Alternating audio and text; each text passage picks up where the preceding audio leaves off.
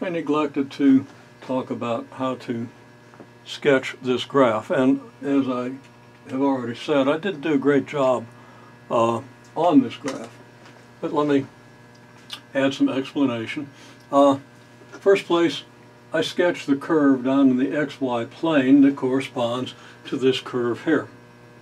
Now, of course, we have the X, Y, and Z axes depicted in 2 dimensions.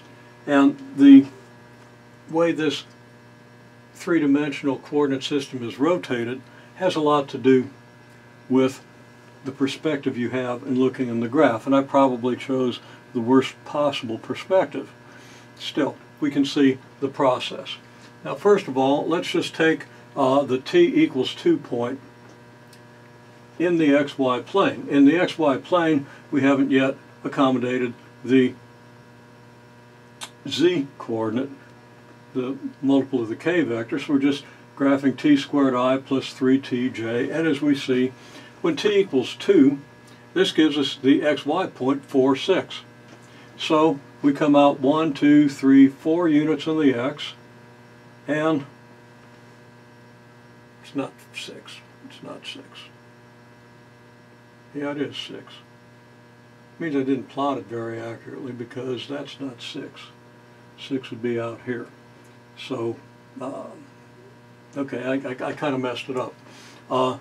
This should be 4, and this should be 6, which would be out here, and that would give us a point here. So I'm going to kind of put that point there where it really ought to go, but that doesn't look right. I'm going to stick with what I got. Anyhow, we locate this point, okay, and we do it accurately and we do it carefully.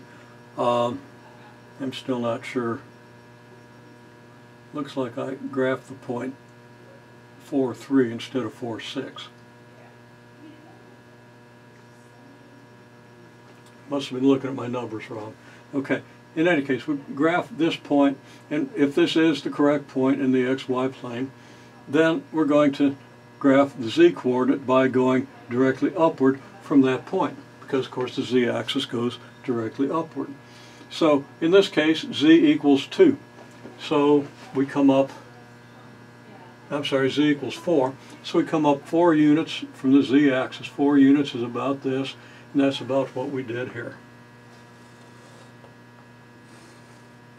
Okay, so this point down in the plane is, or should be, 4, 6, and then the Z coordinate makes it 4, 6, 4.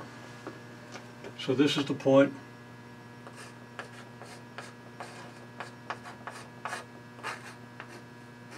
4, 6, 4.